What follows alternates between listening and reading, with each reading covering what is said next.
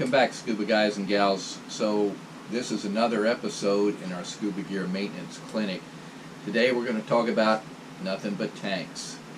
There's so much that can be said about tanks. I mean, the tank, the air cylinder, is the most critical part of your apparatus. You can have a great regulator, but if you got no air to go through it, you don't have much of a scuba dive. So the tank is important, as we all know. I'm not going to, in this episode, we're not going to talk about the many different types of tanks and the pros and cons and so on and so forth. That's the subject of another episode or maybe another entire series talking about different tanks. What we're going to cover here is simply what you as a basic scuba diver should know. You got a little bit of information in your open water scuba class. It was probably enough. You've probably forgotten most of it. But we're going to add a little bit to that.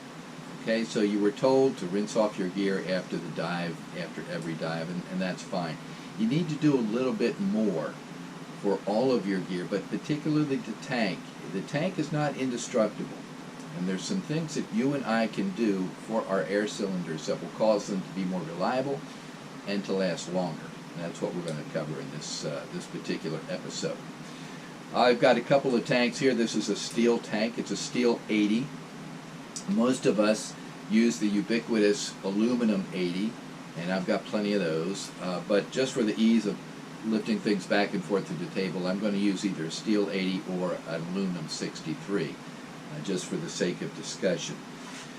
The tanks themselves, this 80 is going to last just as long as an 80 would last you. You know the tanks are pretty safe. I mean, when they're properly cared for, they're inspected, and they're handled properly. They're not much of a risk. The greatest risk that they pose to us is if we drop them on our foot, which people do occasionally.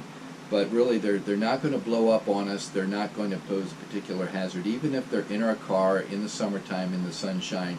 I think the car would have to be on fire before that tank would blow up. And with the safety valves that are inside here, if this is overpressured under most circumstances, this will blow out and keep us safe anyway. So the tank is relatively safe. To take care of it, let's start with the basic instruction that we're given in terms of rinsing it off. After your dive, you want to rinse this tank off as thoroughly as possible. I mean, you want to completely have running water cover it. You want to have water go over the valve and over where it meets the collar of the tank itself. Take your dust cap off if you already have it on. Rinse inside here. This particular one has its DIN insert removed. This is the DIN insert. You can see how it's threaded,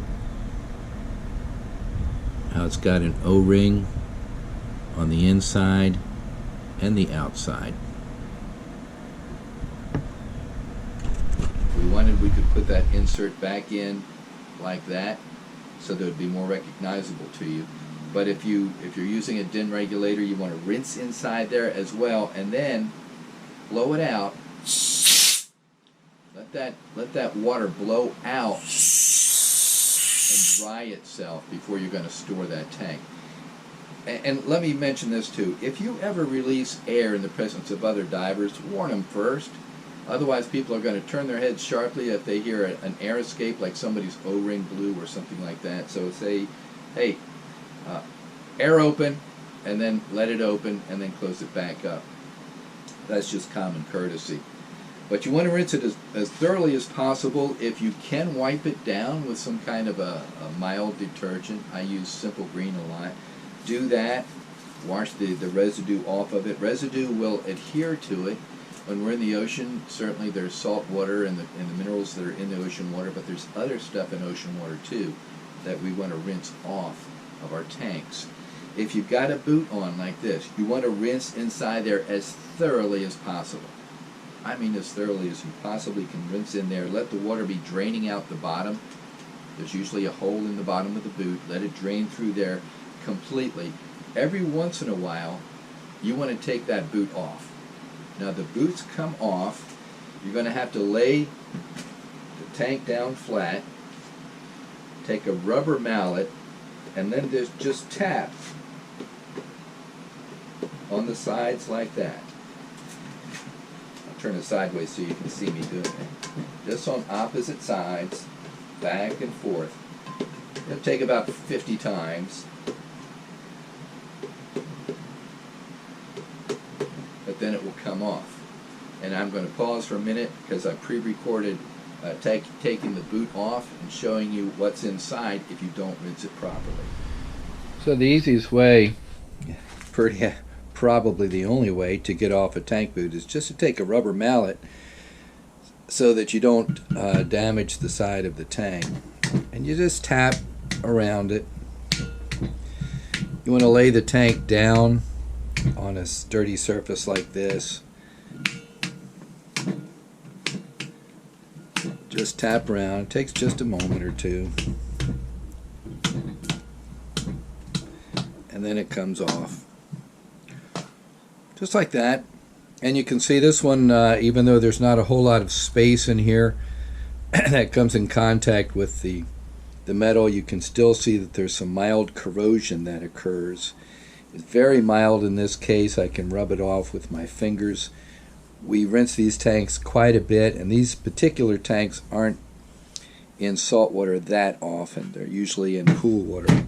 But you can still see the lines here of very, very mild corrosion, and that happens as a result of that rubber being in contact with the metal itself.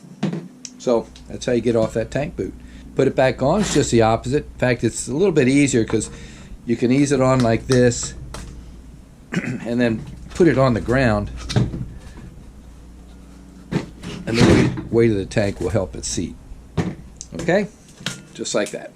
Now we've talked about tank boots, and I mentioned that I sometimes use tank boots on tanks that are going to be used in a pool to protect the sides of the pool and the tank itself. Tank boots do have their purpose, particularly when you're talking about steel tanks like this, because steel tanks have a convex bottom, a curved bottom. They're not going to stand up anywhere, so if you want them to stand up, you're going to have to put a tank boot on it. We keep a tank boot on this particular steel tank, but because this steel tank is used constantly, I mean on a daily basis, sometimes twice a day, it doesn't always get rinsed as thoroughly as we would wish. So you can see when I take off this boot, you can see the lines of corrosion that occur inside that boot. Okay, now we take care of this corrosion on an annual basis. Whenever we do a VIP, we take off the sticker, we check the tank thoroughly. Some of this corrosion, it looks a lot worse than it actually is. This is actually just inside the paint. But this is the kind of corrosion that can occur unless you address it. So you've got to rinse out the boot itself. You've got to clean that out. Look at all of that residue that's in there, and we take good care of these tanks. We rinse them constantly, but when you're using them constantly, that's what can build up. And then once a year, like I said, we treat that. If it left untreated, this would eat right through the metal walls of the tank, and eventually it would compromise it. This tank would fail, either a VIP or a hydro at some point, if we left this untreated. So this is really not that bad. This will occur on aluminum tanks as well. If you're keeping a boot on that aluminum tank, I can guarantee you there will be a line of exterior corrosion on that aluminum tank. You take that off, you take a look at it, and you'll see that. Okay, and I'll show you in just a moment how to take that boot off easily so that you can clean it properly and inspect it. Alright, now that you saw that, you saw how nasty it can look inside, you're going to want to take that boot off and clean it, right? That's if you use a boot. For my aluminum tanks, because the way that aluminum tanks are made, the bottoms are squared off. You saw what the bottom of the steel tank looks like. Steel tanks are always convex, they're always curved. But the way the aluminum tanks are made, they're always going to be flat. So if you're going to use a boot so that that tank can stand upright, then you're really wasting your time. Plus, you're creating a corrosion opportunity because that boot is always going to be sitting against there. There's other reasons for having a boot, and I understand that. But understand, if you're only using it so the tank stands up, then you know, it's a waste of time and $10. Plus, it's putting your tank at risk. Okay, so you don't need that. You do need to clean it as thoroughly as possible. And like I said, you want to rinse around that collar, clean it as thoroughly as possible. Okay, take a look at this. You can see some very mild corrosion beginning right around the collar, right where the valve meets the collar of the tank. Some mild corrosion in there. That can be avoided by some aggressive rinsing using a toothbrush after your dive and brushing that off and then rinsing it again. Simple green will get most of that off. When it starts to build up like this, you probably just want to make sure that when you get your tank vipped, you ask them to be sure to clean that down. Most shops will do that anyway. They're going to replace, well, most shops will replace that O-ring that's inside there. I have seen some that don't. I don't agree with that practice, but it sometimes happens. So you want to clean around, keep it clean around in there. You want to keep whatever salt water, whatever corrosive compounds might etch into there, leach into there, and pass that O-ring and get into those, the threads on the collar neck, and that will corrode them, as I'll show you shortly. So we talked about corrosion. We talked about the possibility of salt water leaching down or getting inside the collar and down among those threads. If that happens, it's going to get inside, it's going to cause corrosion. In this case, you can see on this tank where it actually corroded the lower valve threads. Look at that. Now it corroded enough of those lower valve threads that this tank failed when it was inspected. So there's 3 or 4 more rows of threads that should be down there to hold that tank valve in when it's under pressure. So you never know. When you're buying a tank, you could get a tank that looks perfectly normal on the outside. It's got a VIP sticker, it's got a good hydro, maybe it needs hydro soon, but this is what might be present inside. So it's always good. Unless you know what you're doing, you can take that valve off and look at it before you buy it. Then you need to understand this is what you could be buying if you're not careful. Okay, so you can see that we want to rinse in there, we want to clean it out, make sure that there's no salt residue sitting on that collar. Blow it out, give it a little bit of an inspection, make sure everything's all right. If now, after the dive, you look in and see your O-ring and it's a little feathered, a little worn, or if somehow during the dive you or someone else noticed tiny bubbles coming out when your regulator was attached and the air was on, okay, so your O-ring is a little bit worn. At that point, go ahead and pull the O-ring out and replace it. Now, O-rings don't always come out easily. You don't want to be digging it out. Don't take a screwdriver and try to work it out. You say, but I've done that before and it works. I know it works, but what happens is the hardened steel of that screwdriver going against the softer brass or the inside facing of that valve is going to scratch it, it's going to scrape it, it's going to cause an opportunity for air to leak out, or possibly might even damage the face of it so it won't accept the O-ring in the future. What you want to use is nothing harder than a plastic pick, or that right there is a brass O-ring pick on that tool. And I would use nothing harder than that to get that O-ring out. And I only use it judiciously just to pick out the O-ring, get it loose, and then pull it out and put the next one in. In terms of O-rings, every diver ought to have spare O-rings with him or her. Okay, you need to buy them, and you can buy them in batch. And here's a little clip about that. O-rings. O-rings come. Basically, there's 3 most common sizes and you'll have to figure out which sizes your particular tank valves take. But once you figure that size out, buy them in bulk. Okay, I go to the O-Ring store online, and shipping is not that much, so you can get a bag of 100 for about $4.50. Shipping is about $3. So if you buy 2 or 3 bags, then shipping is less of an impact on your overall purchase. And then of course you can buy other size O-rings as well.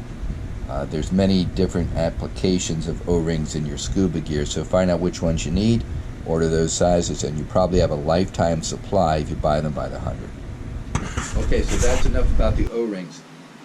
Dust caps. Dust caps are fine and dandy if you've got them. I've got about 30 tanks of my own, and so I do have dust caps on them. But they can be a pain in the butt sometimes. They get caught up in your BCD straps. They can dangle around. They wear out. But it does serve to keep dust and other elements from getting inside of that tank face and that tank valve. That's the main purpose of it. Now, there's a certain courtesy, a certain protocol in terms of dust caps. Most of the time when the shop fills your tank and you've got a dust cap, they'll put it on.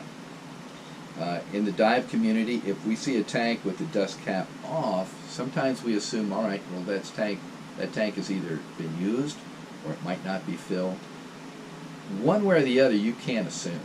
If you see a tank with this on there, don't assume that it's full. Many times people put that dust cap back on an empty tank. So don't grab that tank and say, hey, I'm going diving, get out on the beach or the boat, and then you put your gear together and find out I've only got 500 psi. You need to check first. So don't assume, but that is just one of the protocols that you'll see in the dive community.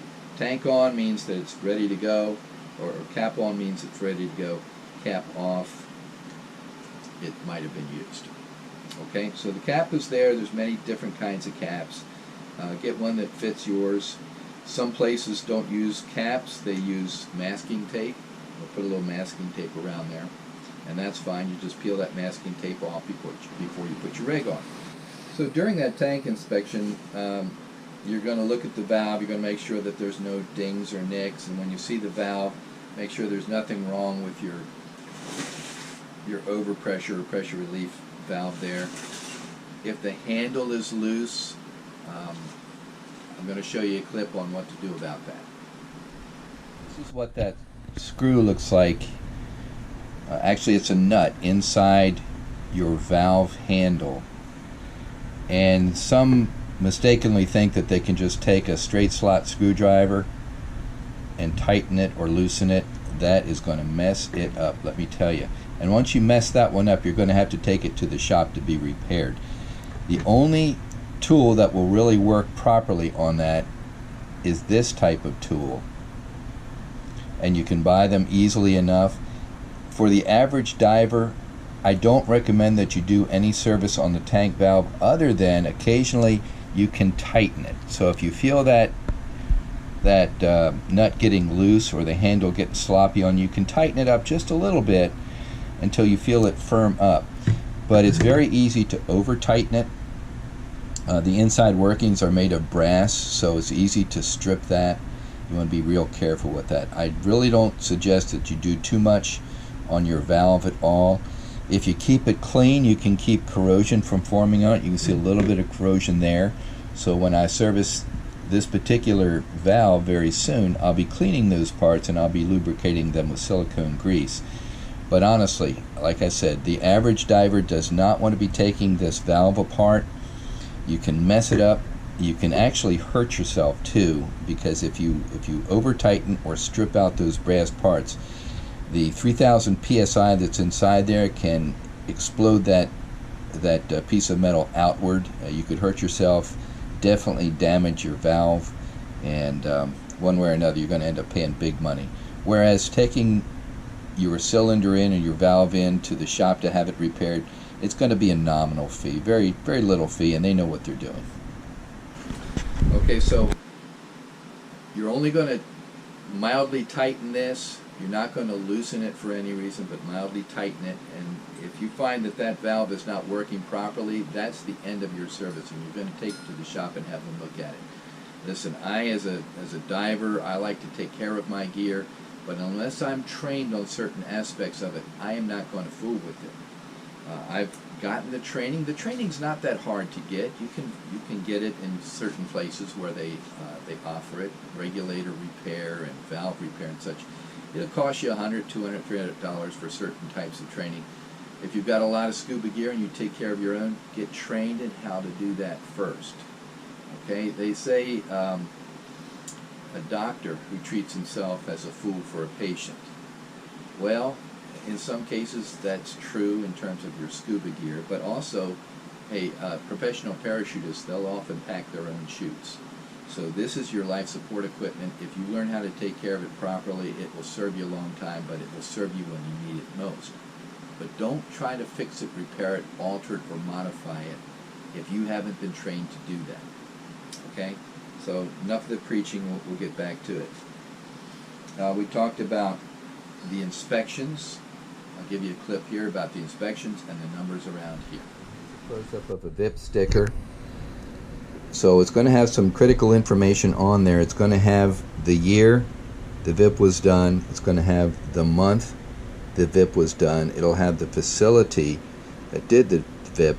It'll also indicate whether it is O2 clean. In this case, this tank is not, which is fine for me. I don't necessarily want an O2 clean tank for the purposes I use it. So it's punched out that it's good for between 22 and 40%. So somebody at a partial fill shop, if they're going to take it and create nitrox there, they can't put 100% oxygen into this tank because it's not O2 clean. Okay, that's what that indicates. If you want an O2 clean tank, you're going to have to pay extra for that.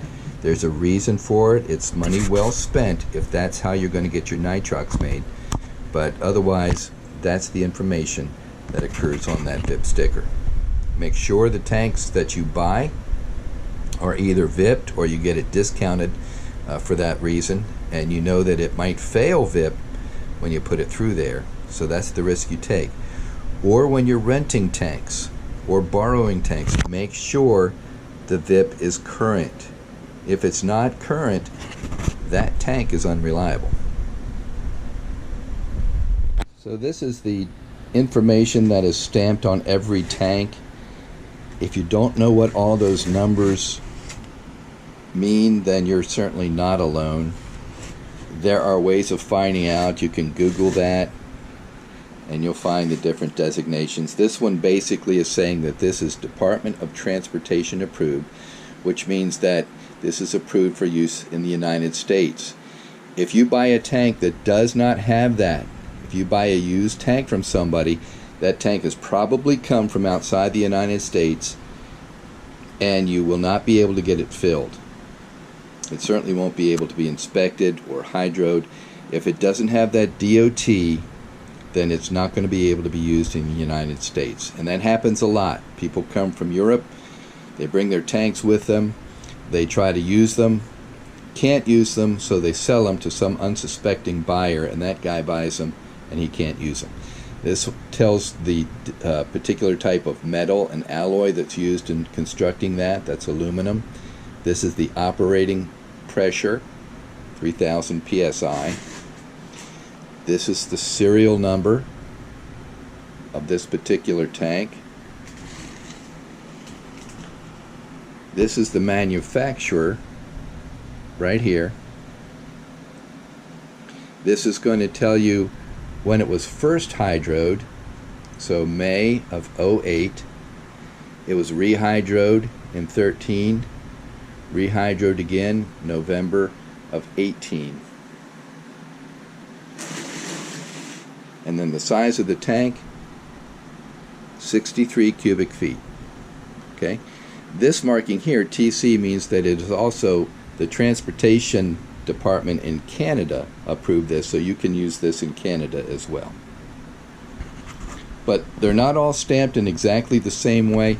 If you ever have any questions, like I said, you can go online and find the legend and you can use that to decipher what particular tank you're looking at. I really encourage you, if you're ever going to be buying tanks, even new,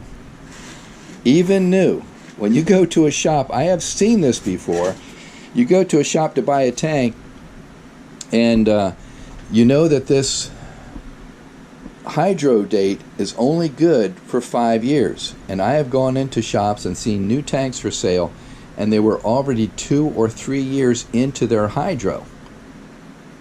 So you could buy that tank, and 2 years later you've got to do a hydro. So it just means that that tank has been sitting in that shop for 2 or 3 years. So make sure that when you buy a tank, it's as close to this initial hydro date as possible, and that way you make sure that you've got the newest one possible.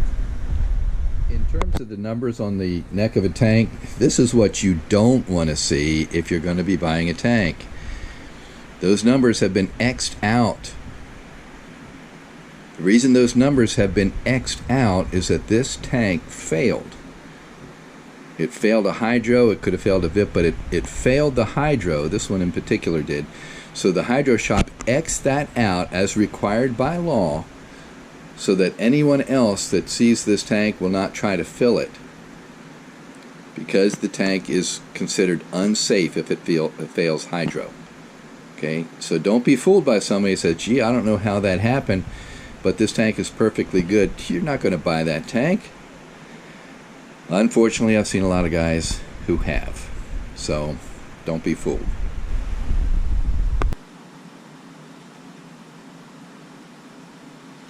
When it comes to the difference between steel tanks and aluminum tanks, there's really not much difference in terms of care. You're going to rinse them the same way, you're going to store them the same way. The weight is a little bit different, and as a diver you've already figured out the difference between the buoyancy components and such like that, so you figured that out. So people often ask me, okay, so I'm going to be buying some tanks, should I buy steel or aluminum? When it comes to maintenance, there's no difference. You're still going to rinse them off, you're still going to dry them, and you're still going to make sure that they're stored properly. Another thing that I try to share with folks in terms of loaning tanks or sharing tanks with others, there's a reason why some divers are reluctant to share or loan their tanks to other people. And I'll share one story what happened to me in the past. So I had a couple of tanks. I had a buddy that he was going to go diving, and I loaned him these tanks. Got him back in due time. He didn't hang on to them too long. I got him back and went to have them filled, and noticed it wasn't filling like I thought it was going to fill. It was low, 500 psi, but it wasn't taking as much air as I thought it should take in order to get up to pressure. So went ahead and I emptied out all of the air and took it off, took the valve off, and looked inside, and inside it was like cottage cheese. There was corrosion like you wouldn't believe. And immediately I knew what had happened. Want to know what happened? Okay. So remember, in basic scuba you were told always end your dive with 500 psi in your tank. Okay. Imperial it's 500, I think it's 50 or something like that in metric, but 500 psi. And that 500 psi is going to be your safety reserve in case you're on the surface and you're waiting for the boat to pick you up, or you're swimming back to the beach and there's a boat coming at you and he's not seeing your flag, and you're going to have to take your regulator, go in and go down and let that boat pass by. Okay, so the safety reserve is your 500 psi. There's another reason for that as well. As long as there is positive air pressure inside this tank, that means that it would be more difficult for water to get into the tank. If I was to suck all of the air out of this tank, suck it down to zero, not only is there no air pressure inside here, but if I'm underwater, chances are water is going to go in. It's actually going to be sucked in because now there's negative pressure in here. And because these valves are only put on hand tight anyway, there's a reason for that, there's a chance that water is going to get inside. And the more water that gets inside, the more corrosion that can take place. And that's what happened. I talked to my buddy later and found out, yeah, one of the guys with him sucked his tank all the way down, but it was no problem. He was okay, and so on. But he didn't have it cleaned afterward. Didn't have the tank valve taken off and cleaned out and dried. He didn't know any different. So the salt water sat in there through a couple more successive fills, and the corrosion just built up. The tank could be saved. We cleaned it out, we tumbled it and polished up the inside, we re-inspected it, we retested it in hydro, everything worked fine. But that can happen. So leave that reserve in there. That's an essential part of making sure that your tank is safe. If you ever have any doubts about your tank, if for any reason you see a ding, a scratch, a dent, anything in your tank that causes you concern, take it into the shop, have them re-inspected. Really. Even if they do a full VIP and they're going to charge you for it, you're only out $15-20, but you're going to have the peace of mind when that tank comes back that it's okay. Otherwise, you could have a tank that's compromised. Okay, so you want to be careful about that. Any doubts about that tank, get it inspected. Another thing about tanks, you'll notice that all the tanks that I put up here are either this white finish, which is baked on, or aluminum. There's a reason for that. Back years ago, somebody gave me a couple of painted tanks. They looked real pretty. And I've seen those tanks for sale. Hey, it's nice. Buy a tank, enjoy it. Looks pretty. But here's what happens with a painted tank. Inevitably, within a couple of weeks, a couple of dives, that paint starts to chip. It doesn't take much, it's just going to chip, and then the salt water gets underneath that paint and it starts to lift it all around. And within 3 to 6 months, that tank looks like crap. So not only does it look bad because it's got chipping and peeling paint all over it, even a custom paint job will do that. But it looks bad because it's chipping and peeling, but what's really the problem is that paint is going to trap salt water under there, and you're going to have even more corrosion as a result of that paint. Okay, so I avoid painted tanks. If you've got a painted tank, you probably know what I mean. If you do have a painted tank and you can take really good care of it, that's great. You know, you can get one of those nylon sleeves and put over it most of the time. But you know what I'm talking about. You see those scratches and you get concerned. So you know already that you're not going to paint your tank, customize your tank in that way. You certainly don't apply heat to it. Just buy your tank, take good care of it. If you don't know what the manufacturer's recommendations are for your particular tank, you can look it up online. They're all available that way. If you ever have any doubts about what we've talked about, look it up, find out. We want to make sure that you are as informed as possible and you are as safe as possible, so I'm going to recommend that you not do anything that you're not already confident that you know how to do. Okay? Hey, tanks are simple, but tanks are absolutely important. Now, next time we get together, we're probably going to be talking about BCDs. So we're not going to talk about the different styles, although we will involve the different styles in the maintenance that we're discussing. But there's some basic care and use things that will make your gear, your BCD, your tanks, your regulars last a lot longer. Okay? A BCD, if you take really good care of it, you can expect it to last you about 10 years. And I know long before 10 years is up, you're going to get tired of it, or you're going to want another one or a better one or something like that. But it can last 10 years. Tanks themselves can last 25 years. The service rating on most of them is about 25 years. An aluminum cylinder, you're going to be good to get 20 to 25 years out of it, and that's great. I have steel cylinders that go back many decades. My oldest steel cylinder is from 1966. I use that cylinder every week. It's since 66.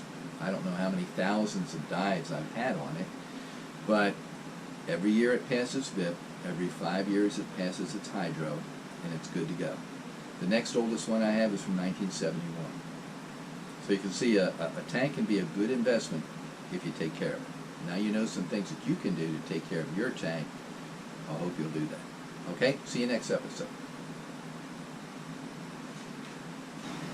Before you put your reg on, you're always going to want to going to want to blow out just a little bit from that valve, just to make sure that anything that might have gotten inside there won't go into your first stage once you put that on and pressurize your regulator.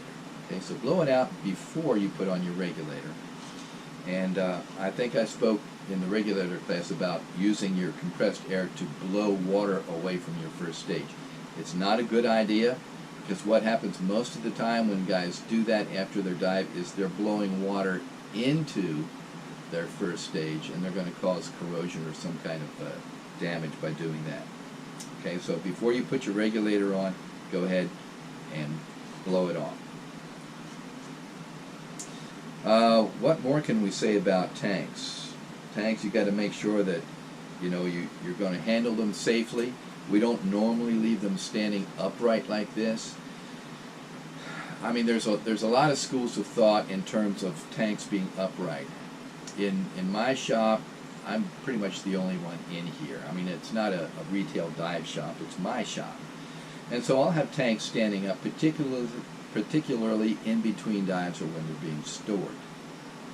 The reason I store my tanks upright rather than lying down, according to most manufacturers, if you're going to be storing them long term, you want to store them upright. And here's the reason why. When this tank is manufactured, the thickest parts of this cylinder are here and here. The thinnest parts are on the walls. So if I'm going to store this tank for any length of time, if there's any possibility of moisture inside, and there's always going to be a little. I know that in the filtration process during the compressor operation, a lot of moisture is taken out, but nothing is 100%. So if in time, if this tank is going to sit there for a long time, then there's the chance between the change of heat from warm to cold to back again, condensation could occur inside. And if the condensation happens inside this tank, it will accumulate on the bottom where it's thickest.